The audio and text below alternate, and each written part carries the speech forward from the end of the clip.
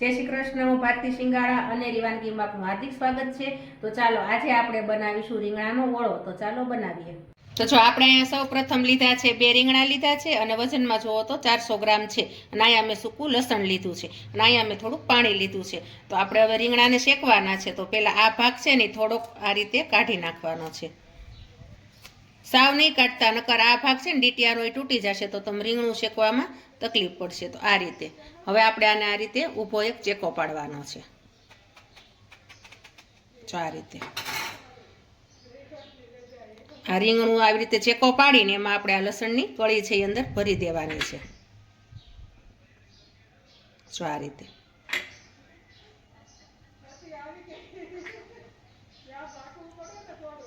આ રીતે આ મૂંડી ભરી દેજો એટલે બહાર ન નીકળે। હવે આપણે પાણી લીધું હતું તો આ પાણીવાળો હાથ કરીને આપણે આ રીતે રીંગણાને ચોપડી દેવાનું છે। હવે આપણે અહીંયા ગેસ શરૂ છે તો આપણે રીંગણું શેકવા મૂકી દીધું છે।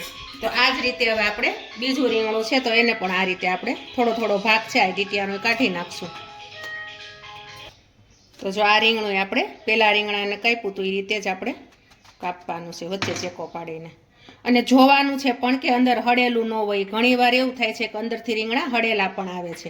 એટલે તમે એક ચેકો પાડો ને તો તમારે રીંગણું જોવાઈ જાય કે અંદર હળેલું છે કે નહીં અને આ રીતે લસણ પણ અંદર ભરાઈ જાય। તો જો આ રીતે હવે એને પણ આપણે આ રીતે પાણી ચોપડી અને બાફા મૂકી દેવાના શેકવા।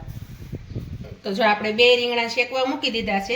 થોડી થોડી વાળે એને આ રીતે ગોળ ગોળ ફેરવતું જવાનું છે એટલે બધી બાજુ રીંગણું શેકાઈ જાય। જો આવું મળશે ઉપર છાલ થવા એટલે તમે ધીમે ધીમે આ રીતે ફેરવતા જાજો એટલે રીંગણું મસ્ત રીતે શેકાઈ જશે। તો ચાલો હું રીંગણા શેકી નાખું। આપણા રીંગણા મસ્ત રીતે શેકાઈ ગયા છે અને આવા શેકાવા દેવાના છે। તો હવે આપણે એને છાલ કાઢીને ફોલવાના છે। તો હવે આપણે એને ફોલી નાખશું આ રીતે ધીમે ધીમે બધી છાલ કાઢવાની છે।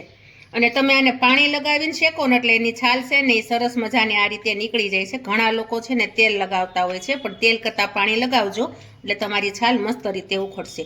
અને આને છે ને તમે અંદર લસણ ભરીને શેકો ને રીંગણા તો એમાં લસણનો સ્વાદ પણ બહુ મસ્ત આવે છે ને ટેસ્ટ પણ બહુ સરસ આવે છે। એટલે આની અંદર તમે રીંગણાની અંદર લસણ નાખીને પછી જ શેકવાના એટલે એનો સ્વાદ જ અલગ આવશે। તો જો આ રીતે આપણે રીંગણા ફોલવાના છે। જો પાણી લગાવવાથી જોયું તમે બધી છાલ સરસ રીતે નીકળી જાય છે।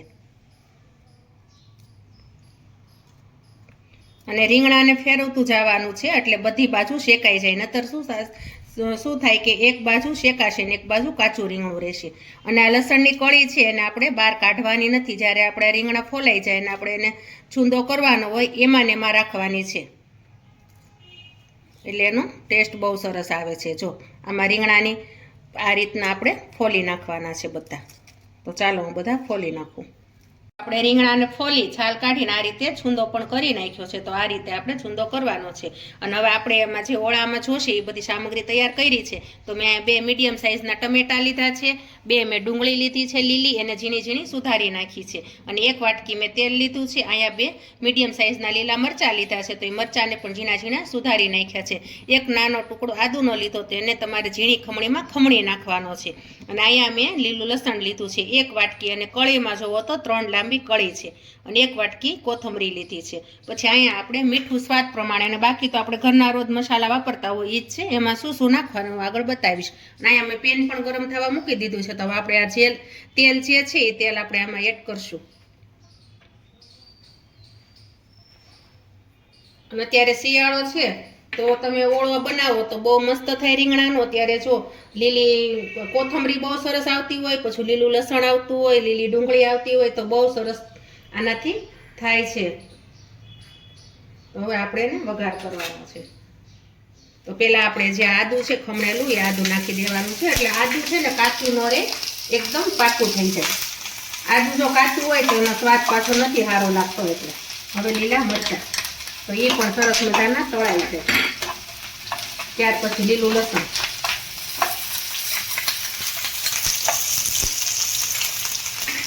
આ બધું પહેલા તમે તેલમાં નાખી દો ને એટલે સરસ મજાનું ચડી જશે।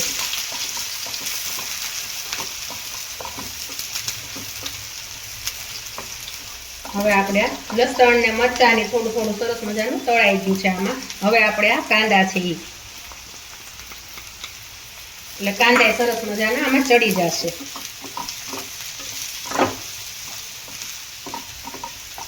જો આ બધું તમે કાંદા, લસણ, આદુ, મરચાંનો વઘાર કરો ને એટલે એની સુગંધ પણ બહુ મસ્ત આવે અને સ્વાદ પણ બહુ સરસ આવે. જો આપણા ઘરે ઓળો બનતો હોય તો આજુબાજુમાં ખબર પડે કે ભાઈ ના અહીંયા તો આજે ઓળાનો પ્રોગ્રામ છે. ત્યાં શિયાળો છે તો ત્યારે બધાના ઘરે બનતો જ હોય. ઓળો, રોટલો, કઢી, ખીચડી એવું તો ત્યારે બધાના ઘરે બનતું હોય. હવે આપણે આ ડુંગળી, લસણ ને બધું ચડી જાય એટલે એના માટે આપણે થોડુંક પહેલા મીઠું આટલું નાખવાનું છે. મીઠું નાખવાથી ને જલ્દી ચડી જાય છે. 2 મિનિટ આ રીતે હલાવશું. તો જો આપણે 2 મિનિટ હલાવ્યું હતું તો સરસ મજાનું ચડી ગયું છે અને મીઠું નાખ્યું હતું તો એકદમ મસ્ત સેટ પણ થઈ ગયું છે. તો હવે આપણે જે આ ટમેટા લીધા હતા એ ટમેટા આપણે આમાં એડ કરવાના છે. હવે એના રીતે મિક્સ કરવાનું છે. ટમેટા નાખ્યા પછી આપણે હવે એમાં થોડીક આટલી હળદર નાખવાની છે. હળદર નાખીને આ રીતે આપણે એને મિક્સ કરી દેવાનું છે અને ગેસ એકદમ ધીમો હવે કરી નાખવાનો છે. અને ગેસ ધીમો કરી પછી હવે આપણે એને 5 મિનિટ સુધી ઢાંકીને મૂકી દેવાનું છે. જો 5 મિનિટ ઢાંકીને રાખશું એટલે મસ્ત રીતે ટમેટા આપણા બફાઈ જશે. આપણે 5 મિનિટ આને સેટ થવા મૂકી દીધું તો મસ્ત રીતે સેટ થઈ ગયું છે અને તેલ પણ જો ફરતું આવી ગયું છે. તો આ રીતે આપણે એને ટમેટાના બધા મસાલાના રીતે સેટ થવાનો છે. તો હવે આપણે એમાં લાલ મરચું નાખવાનું છે. તો મેં 1 ચમચી નાખ્યું છે. તો તમારા ઘરે જેટલું ખાતા હોય તીખું એ પ્રમાણે નાખજો મરચું. અને ધાણા જીરું છે એ પણ 1 ચમચી છે. ત્યાર પછી એને તેલમાં મિક્સ કરી નાખવાનું છે. એટલે આનાથી શું છે કે કલર તમારો એકદમ મસ્ત આવશે. આ તેલમાં લાલ મરચું નાખો ને છેલ્લે ચડી જાય ત્યારે એટલે કલર બહુ સરસ આવે. જો આ રીતે હવે આપણે જે રીંગણાનો છૂંદો કર્યો હતો એ રીંગણાનો આપણે છૂંદો એડ કરી દઈશું.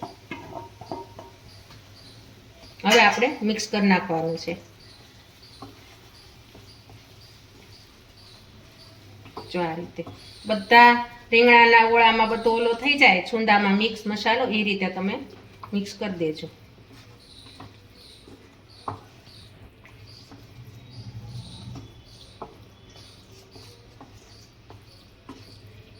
તો જો આપણે સરસ મજાનો મસાલો બધો આમાં મિક્સ થઈ ગયો છે.